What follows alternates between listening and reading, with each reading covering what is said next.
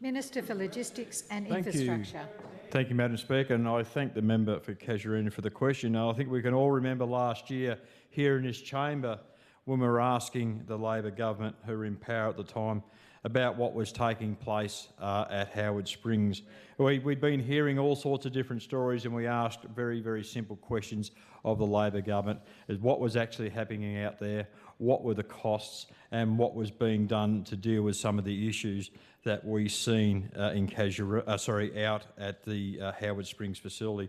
And that facility was stood up for 2 months, Madam Speaker, between March and April to deal with that flooding event that swept through that northwestern part of the Territory. And it displaced quite a number of people that we had to bring here into town, and the decision was made to put them in Howard Springs.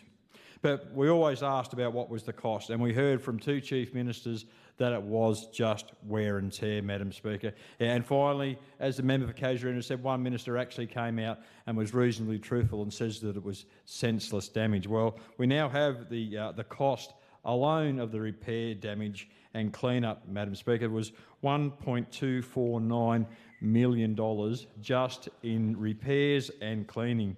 And when you break that down, alone there was nearly $500,000 in broken windows. Now, where in anybody's world, Madam Speaker, is $500,000 in broken windows in 2 months, just normal wear and tear? That is just absolute garbage, Madam Speaker.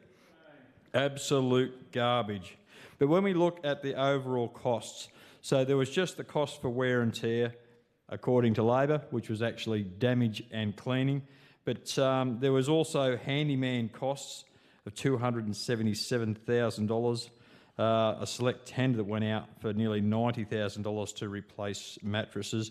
Just the plumbing costs alone, Madam Speaker, to repair the damage done to the plumbing was $174,000.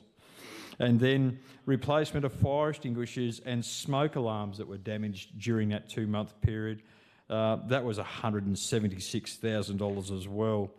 So overall, though, when you look at the overall cost, when you look at the operational cost to run that facility and stand it up for 2 months, and don't get me wrong, Madam Speaker, we need to look after Territorians during those flood events, but Labor just dropped the can on this and just didn't have that due diligence. The entire costs to run the facility for those 2 months with operational costs was $12.5 million, Madam Speaker.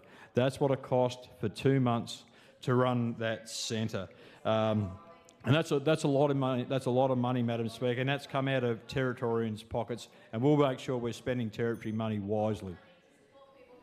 Opposition Leader, you're still talking even after the Minister has ceased. Please stop your interjections.